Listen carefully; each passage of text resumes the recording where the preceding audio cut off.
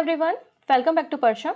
इसके पहले हमने सेल पर एमसीक्यू डिस्कस किए थे। अगर नहीं देखा है वो वीडियो तो आप प्लेलिस्ट में जाकर देख लीजिएगा। आज हम बात कर रहे हैं एनिमल और प्लांट टिश्यूज़ पर एमसीक्यू। ठीक है, इन पे सारे वीडियोस भी मैंने बनाए हुए हैं, आपको परचम की प्लेलिस्ट में जाकर मिल जाएगा यूट्यूब पर। अगर पूरा कोर्स परचेस करना चाहते हैं तो वो आपको एप्लीकेशन के ज़रिए लेना पड़ेगा, जिसमें मैंने पूरा साइंस मतलब फिजिक्स, केमिस्ट्री और बायो को कवर किया है। सो आज हम बात कर रहे हैं प्लांट और एनिमल के जो टिश्यूज़ होते हैं उन पे रिलेटेड एमसीक्यू के बारे में। ठीक है, हर एक क्वेश्चन में आपको बहुत सारे इंपॉर्टेंट फैक्ट जानने को मिलेंगे। आइए शुरुआत करते हैं। सबसे पहले जैसे हमने देखा था कि सेल सबसे छोटी यूनिट होती है, सबसे छोटी फंक्शनल यूनिट सेल होती हैं, और सेल की स्टडी को हमने साइटोलॉजी कहा था, अगर आपको याद हो। और ग्रुप ऑफ सेल जो होता है, ग्रुप ऑफ सेल, इनको हम क्या बोलते हैं? टिश्यू बोलते हैं। तो ग्रुप ऑफ सेल क्या हो गया? टिश्यू। सो पहला क्वेश्चन है, the study of tissues is called. तो ऊतक जो होते हैं, टिश्यू जो होते हैं, उनकी स्टडी करने को हम क्या कहते हैं? सो आंसर हो जाएगा यहाँ पे histology, option A. Histology study of tissues कहलाती है, जैसे कि साइटोलॉजी स्टडी ऑफ सेल कहलाती है। वैसे ही एंडोक्रिनोलॉजी, जो एंडोक्राइन ग्लैंड्स होते हैं उनकी स्टडी करना एंडोक्रिनोलॉजी कहलाती है। पैथोलॉजी आपको पता है, डिफरेंट जो डिसीजेज हैं उनकी नेचर, उनके कॉजेज के ओरिजिन के बारे में जानना पैथोलॉजी कहलाती है। एम्ब्रियोलॉजी, एम्ब्रो की स्टडी करना, उसके डेवलपमेंट की स्टडी करना कहलाता है। मॉर्फोलॉजी, हमारा जो एक्सटर्नल स्ट्रक्चर फीचर है हमारे ऑर्गेनिज्म के, उनकी स्टडी करना मॉर्फोलॉजी कहलाता है। तो ये सारे वर्ड्स भी आपको याद होने चाहिए कि किसकी स्टडी को हम क्या कहते हैं। तो साइटोलॉजी स्टडी ऑफ सेल हो गया, ग्रुप ऑफ सेल टिश्यूज हो गए, और टिश्यूज की स्टडी को हमने हिस्टोलॉजी कह दिया। ऑप्शन ए बिल्कुल सही है। नेक्स्ट क्वेश्चन है, which of the following statement are correct about meristematic tissues. अब देखिएगा, जैसे कि हमारे बॉडी में बहुत सारे सेल होते हैं, वैसे प्लांट बहुत सारे सेल से मिलकर बना होता है, प्लांट्स में भी टिश्यूज होते हैं। तो मेरिस्टेमिकल टिश्यू जो है वो एक प्लांट टिश्यू है। अब प्लांट में दो प्रकार के टिश्यूज होते हैं, एक मेरिस्टेमिक टिश्यूज होते हैं और एक परमानेंट टिश्यूज होते हैं। अभी हम उनके क्लासिफिकेशन को समझेंगे। तो इसके बारे में कौन सा स्टेटमेंट सही है? तो इनके बारे में स्टेटमेंट ये सही है कि ये फर्दर सेल डिवीजन कर सकते हैं और प्लांट की ग्रोथ के लिए रिस्पॉन्सिबल होते हैं। तो लिखा है, it is composed of cell that are able to perform cell division, जो कि कोशिका विभाजन कर सकेंगे। और जब कोशिका विभाजन होगा तभी तो सेल का, बॉडी का डेवलपमेंट होगा, प्लांट्स की ग्रोथ होगी। तो ऑप्शन सी करेक्ट हो जाएगा। तो मेरिस्टेमिक टिश्यूज के यहाँ पे कुछ फंक्शंस या कैरेक्टरिस्टिक्स लिखी हुई हैं कि ये लिविंग टिश्यूज होते हैं, इनकी बहुत थिन वॉल होती है, इनमें प्रोटोप्लाज्म पाया जाता है। क्या पाया जाता है इसमें? प्रोटोप्लाज्म पाया जाता है। ये हर बार माइटोसिस कर सकते हैं, सेल डिवीजन कर सकते हैं, मतलब एक पेरेंट सेल डॉटर सेल को जनरेट कर सकता है। तो जो आपका प्लांट है उसकी ग्रोथ के लिए रिस्पॉन्सिबल होंगे।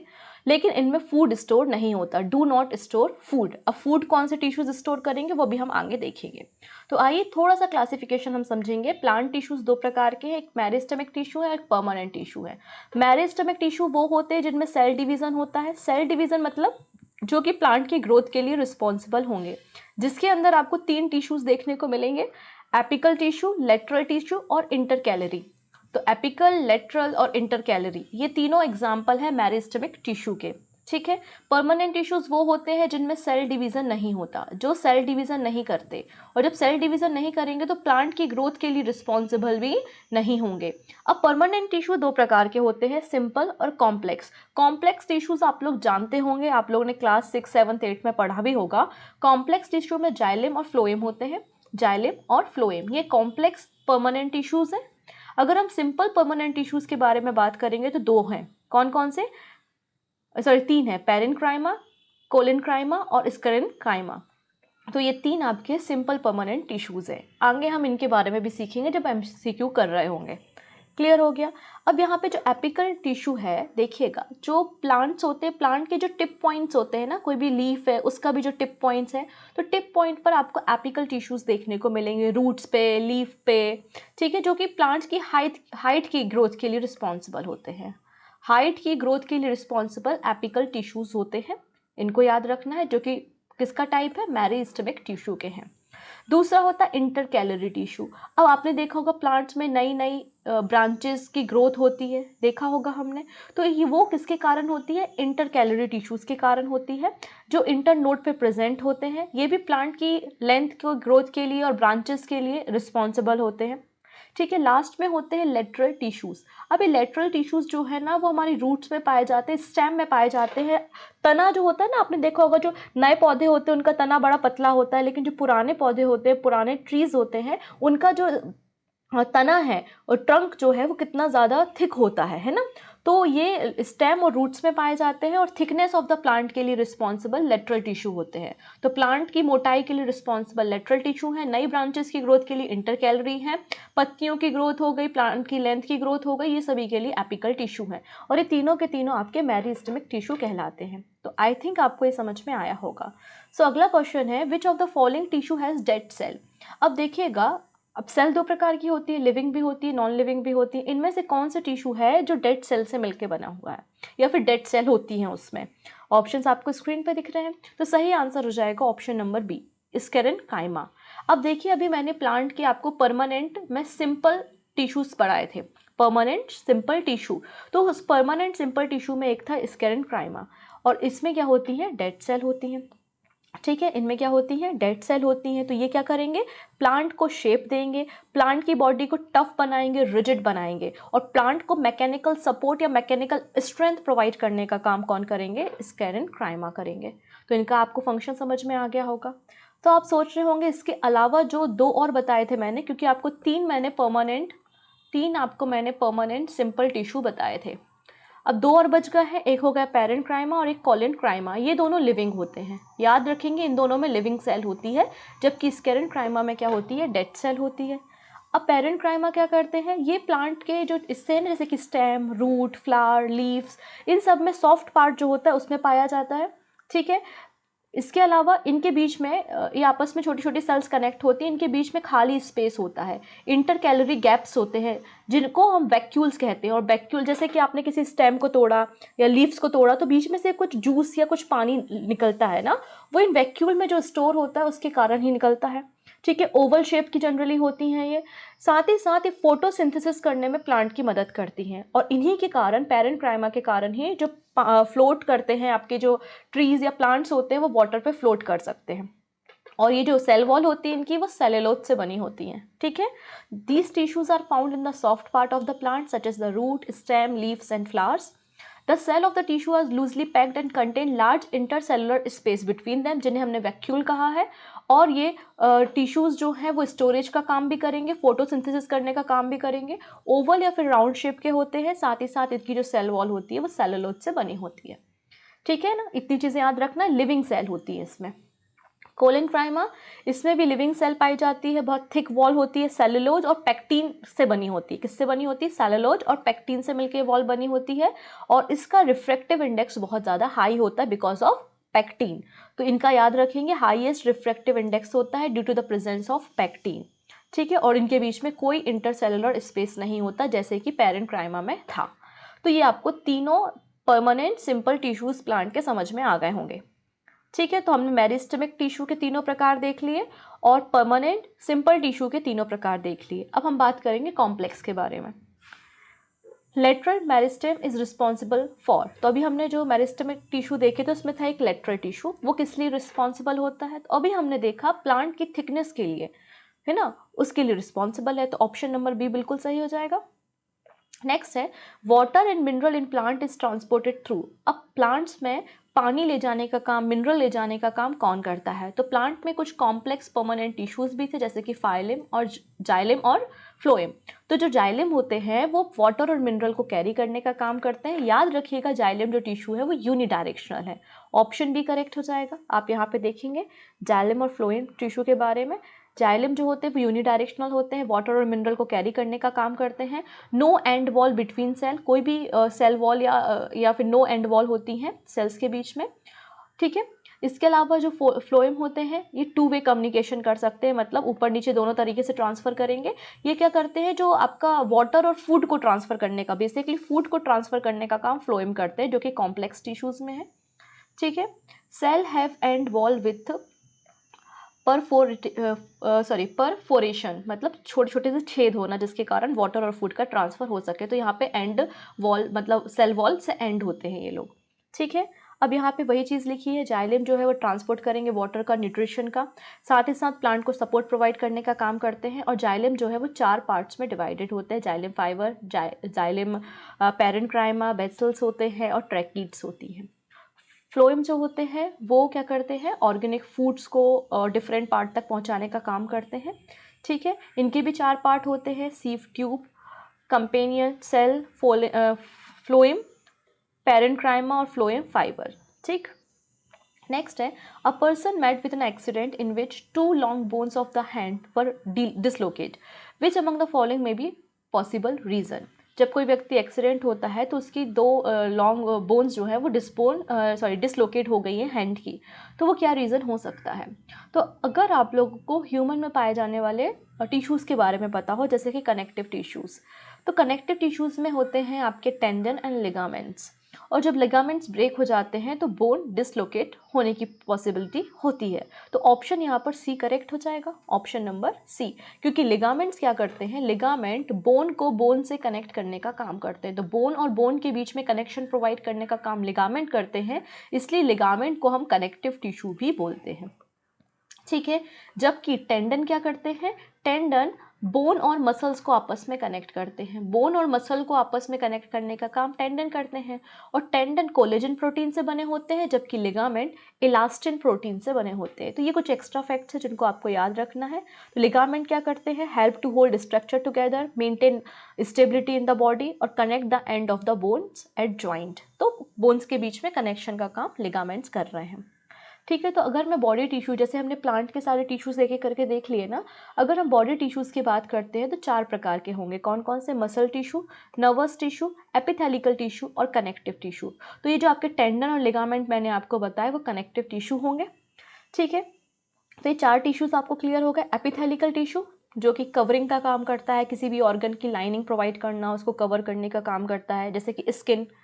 मस्कुलर टिश्यू मूवमेंट के लिए रिस्पॉन्सिबल होते हैं। न्यूरल टिश्यू या नर्वस टिश्यू हमारे ब्रेन, स्पाइनल कॉर्ड, हमारी बॉडी में जो भी हम कम्युनिकेशन करते हैं उसके लिए रिस्पॉन्सिबल है। और कनेक्टिव टिश्यू सपोर्ट करते हैं। ठीक है, तो कनेक्टिव टिश्यूज जो है वो basically collagen protein, elastin protein और रेटिकुलर प्रोटीन से बने होते हैं। और रेटिकुलर जो फाइबर होता है उसमें कोलेजन और ग्लाइकोप्रोटीन पाया जाता है। ठीक है, जो कि आपको नाइबरिंग टिश्यू के साथ कनेक्टिविटी प्रोवाइड करने में मदद करता है। अब कनेक्टिव टिश्यू जो हमने स्टडी की ना वो भी 3 प्रकार के हैं। कौन कौन से, loose connective tissue, dense connective tissue और स्पेशलाइज्ड कनेक्टिव टिश्यू। तो क्वेश्चन ये है कि जो हमने देखा लिगामेंट्स, लिगामेंट्स कौन से टिश्यूज़ हैं, लूज कनेक्टिव टिश्यूज़ है, डेंस है या स्पेशलाइज्ड है। तो आइए हम देख लेते हैं। लूज कनेक्टिव टिश्यू 2 प्रकार के होते हैं, 2 होते हैं। कौन कौन से, एरोलॉल और एडिपोज। ठीक है, जो हमारा एपिथेलिकल टिश्यू या हमारी जो स्किन होती है ना, जो हमारा ऊपरी हिस्सा होता है वो एरोलॉल टिश्यू होते हैं। ठीक है, अब जब इन एरोलॉल टिश्यू में फैट स्टोर हो जाता है, जब ये फैट को स्टोर कर लेते हैं स्किन के नीचे, तो उसे हम क्या बोलते हैं, एडिपोज टिश्यू बोलते हैं। जैसे कोई व्यक्ति मोटा है तो हम बोलेंगे कि उसके पास एडिपोज टिश्यू ज़्यादा है। ठीक है ना, एडिपोज टिश्यू हमारी बॉडी के टेम्परेचर को मेंटेन करने में मदद करते हैं। जब ज़्यादा ठंड लगती है तो हमें ठंड से बचाने का काम भी एडिपोज टिश्यू ही करते हैं। तो ये स्टोर करते हैं फैट को। अब एडिपोज टिश्यू 2 प्रकार के हैं, white and brown. White adipose tissue जो है वो हमारे प्रोटेक्ट करते हैं किडनी को। इसके अलावा बैक ऑफ द आई के बैक को, हम्प ऑफ द कैमल, इन सब में वाइट एडिपोज टिश्यू पाया जाता है। और ब्राउन किस में पाया जाता है, तो पोलर बियर वगैरह होती है ना, पोलर बियर, उनमें आपको ब्राउन एडिपोज टिश्यू देखने को मिलेगा। जनरली जो कोल्ड रीजन में एनिमल्स होते हैं उनमें ब्राउन एडिपोज पाया जाता है। तो एडिपोज ठंड से बचाता है, बॉडी टेम्परेचर को मेंटेन करता है। ठीक है, तो किसी व्यक्ति को अगर मोटा बोलना है तो मोटा नहीं बोलिएगा, बुरा लग जाएगा, बोल दीजिएगा कि आपकी बॉडी में एडिपोज टिश्यू ज़्यादा है। इसका यही मतलब होता है कि फैट ज़्यादा है। ठीक है, नेक्स्ट है डेंस कनेक्टिव टिश्यू। डेंस में आपको 2 मिलेंगे, लिगामेंट और टेंडन, जिनके बारे में हमने बात की थी। तो अगर आपसे पूछ लिया जाए कि लिगामेंट्स क्या है, तो लिगामेंट डेंस कनेक्टिव टिश्यू है। टेंडन क्या करता है, टेंडन मसल और बोन को कनेक्ट करने का काम करता है, जबकि ligaments bone to bone connection provide करने का काम करेंगे। चलिए, नेक्स्ट है स्पेशलाइज्ड कनेक्टिव टिश्यू। अब इसमें 4 आते हैं, cartilage, bones, lymph and blood. ठीक है, तो स्पेशलाइज्ड में कौन कौन है, कार्टिलेज। तो जो हमारी सॉफ्ट बोन होती है ना उन्हें हम कार्टिलेज बोलते हैं। जब बच्चा छोटा होता है तो उसकी बॉडी में ज़्यादा कार्टिलेज होते हैं, जब हम यंग हो जाते हैं तो बोन ज़्यादा हो जाती है लेकिन कार्टिलेज कम हो जाते हैं। तो हमारी जो आगे वाला हिस्सा है, बोन्स का आगे, नोज़ का आगे वाला हिस्सा है, ये कार्टिलेज है। हमारे कानों में कार्टिलेज पाया जाता है, ठीक है। तो इन सभी चीज़ों में आपको कार्टिलेज देखने को मिलेगा। फिर बोन्स, तो बोन्स कैल्शियम और फॉस्फोरस की बनी होती हैं, ठीक है ना। हार्डेस्ट कनेक्टिव टिश्यू बोन्स होती हैं। तो पूछ लिया जाए कि हार्डेस्ट कनेक्टिव टिश्यू कौन है, तो वो बोन्स है, जो हमारी बॉडी की शेप को, पॉस्चर को मेंटेन करने का काम करती है, हमारे इंटरनल ऑर्गन को प्रोटेक्ट करने का काम करती हैं, और ये कैल्शियम और फॉस्फोरस में रिच होती है, हमारी बॉडी को स्ट्रेंथ देती हैं। इसके अलावा दो और स्पेशलाइज कनेक्टिव टिश्यू है जिनके बारे में आगे डिस्कशन होगा, लिम्फ और ब्लड। तो इस तरीके से हमने पूरा पढ़ लिया कि कनेक्टिव टिश्यू 3 प्रकार के थे। एक थे लूज, जिसमें आपने एरोसोल और एडिपोस को पढ़ा। दूसरे थे डेंस, जिसमें आपने लिगामेंट और टेंडन को पढ़ा। तीसरे थे स्पेशलाइज्ड, जिसमें कार्टिलेज, ब्लड, लिम्फ और बोन्स आएंगी। खत्म, कनेक्टिव टिश्यू खत्म। नेक्स्ट है cartilage is not found in. Cartilage कहाँ नहीं पाया जाता, तो नोज में पाया जाता है, ईयर में पाया जाता है, और लेरिंग्स में, लेरिंग्स यहाँ वॉइस बॉक्स जो होता है यहाँ पर पाया जाता है, लेकिन किडनी में कार्टिलेज नहीं पाया जाता। तो option C is the right answer, लेकिन वाइट एडिपोस पाया जाता है, ठीक है। तो cartilage is found in a nose tip, ear pinna, larynx. Kidney is enclosed in a fibrous connective tissue and made of functional unit called the nephron. तो kidney की functional unit कौन सी होती है, नेफ्रॉन होती है। Fat are store in a human body as, हमारी body में fat किस फॉर्म में या फिर कहाँ पर स्टोर होता है, तो अभी हमने देखा था एडिपोस टिश्यू जो है वो फैट को स्टोर करने का काम करेंगे, तो ऑप्शन भी करेक्ट हो गया। Bone matrix is rich in, bone में क्या ज़्यादा होता है, किसकी क्वांटिटी ज़्यादा होती है, तो अभी हमने देखा था कैल्शियम और फॉस्फोरस ज़्यादा होता है, तो ऑप्शन बी करेक्ट हो जाएगा, ठीक है, ऑप्शन बी, ठीक है। तो बोन मैट्रिक्स में क्या क्या होगा, तो बोन मैट्रिक्स में आप देखिए कैल्शियम और फॉस्फोरस तो ज़्यादा होगा, इसके अलावा सोडियम, मैग्नीशियम और बाइकार्बोनेट भी पाए जाएंगे, लेकिन फ्लोराइड, पोटेशियम और फॉस्फोरस, फॉस्फोरस नहीं, फ्लोराइड्स, पोटेशियम, ये नहीं पाए जाते हैं हमारे बोन में एडिक्वेट अमाउंट में, बिल्कुल बहुत ही कम अमाउंट में मिलते हैं। जनरली कैल्शियम, फॉस्फोरस और बाइकार्बोनेट से ही हमारा बोन मैट्रिक बना होता है। नेक्स्ट है which of the following help in a repair of tissue and fill up the space inside the organ. इनमें से कौन है जो टिश्यूज़ को रिपेयर करता है और खाली स्पेस को फिल करने का काम करता है, तो कौन है वो, आंसर हो जाएगा एरोलॉड टिश्यू।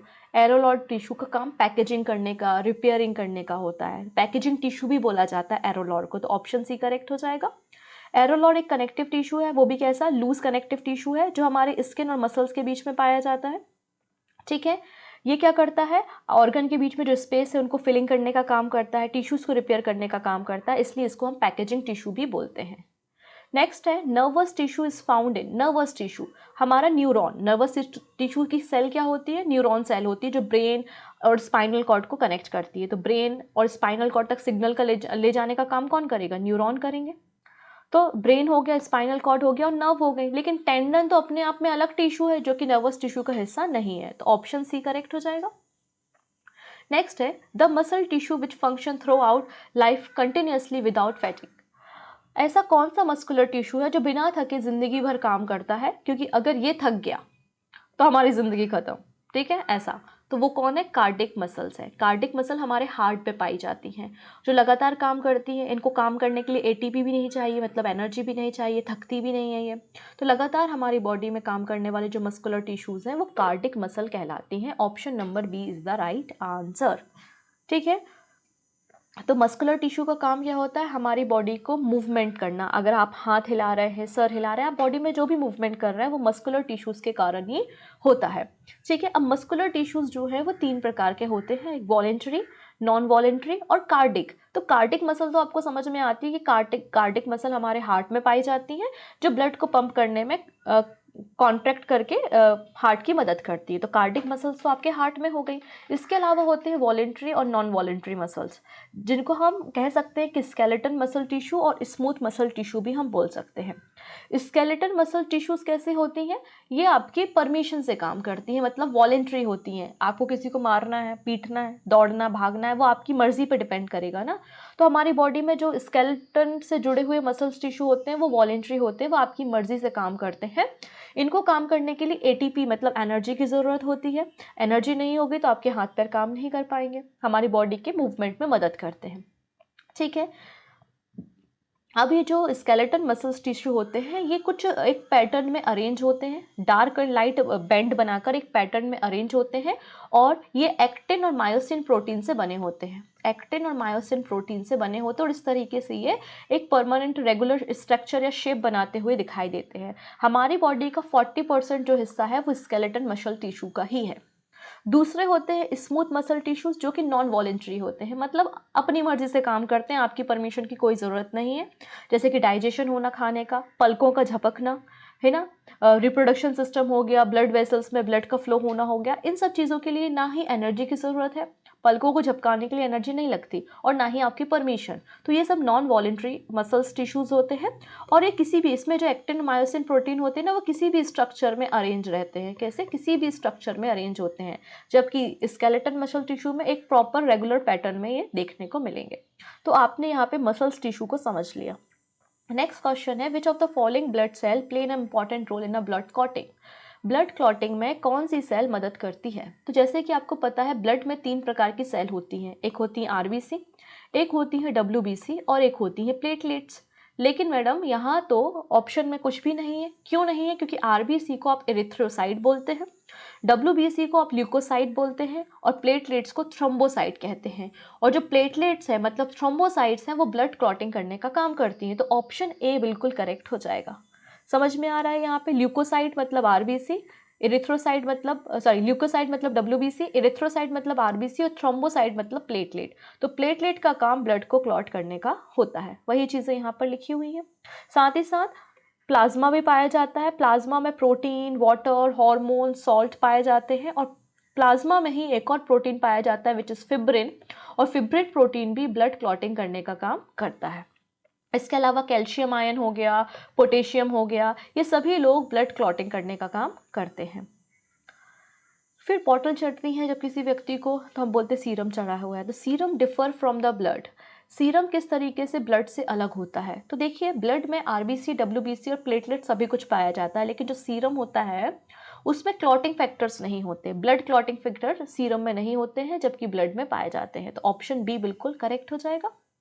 ठीक है, इतनी चीज़ें हमको क्लियर हो गई हैं। Serum is a part of blood which is a small similar in composition with plasma but does not contain clotting factor of the blood, जैसे कि फिब्रिन, ग्लोबिन, ये सब नहीं होता, जबकि एंटीजन, एंटीबॉडी, ये सभी चीज़ें, हार्मोन प्रेजेंट होंगे, बस ब्लड क्लॉटिंग फैक्टर प्रेजेंट नहीं होता सीरम में। तो ये डिफरेंस होता है ब्लड और सीरम में। ठीक है, DNA is not present in, DNA deoxyribonucleic acid जो कि एक जेनेटिक मटेरियल होता है, वो कहाँ पर प्रेजेंट नहीं होता?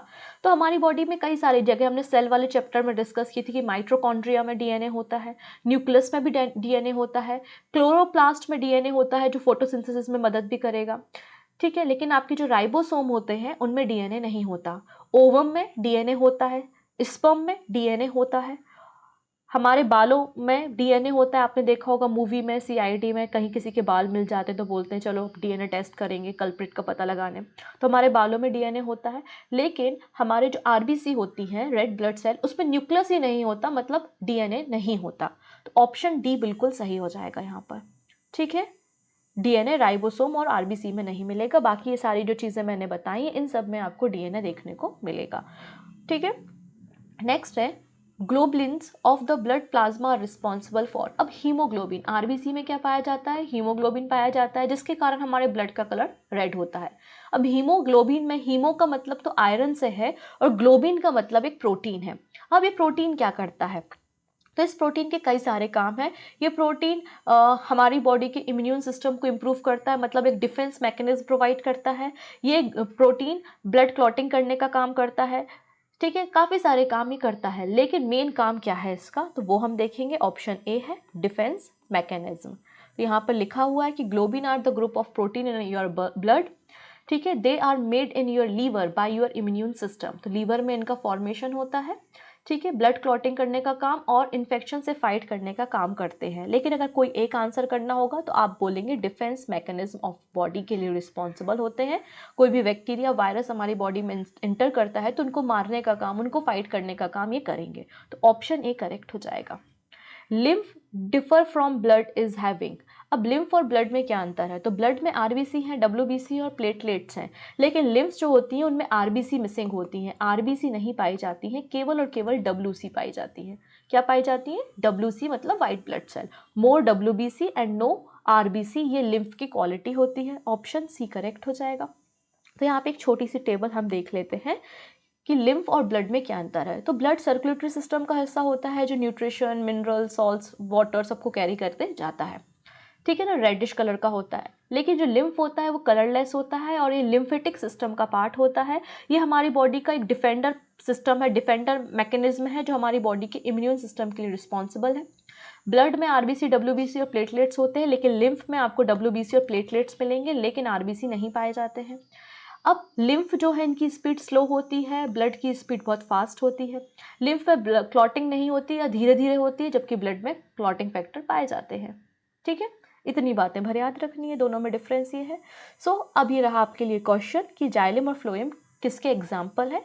4 पार्ट्स लिखे हुए हैं, आपका जो भी आंसर होगा आप कमेंट में बताइएगा। आई होप आप लोगों ने सेशन एंजॉय किया होगा। यहाँ पे मैंने बहुत सारे फैक्ट्स आप लोगों के लिए लेकर आए हैं जो साइंस में आने वाले एग्जाम में आपकी मदद करेंगे। So take care and bye bye.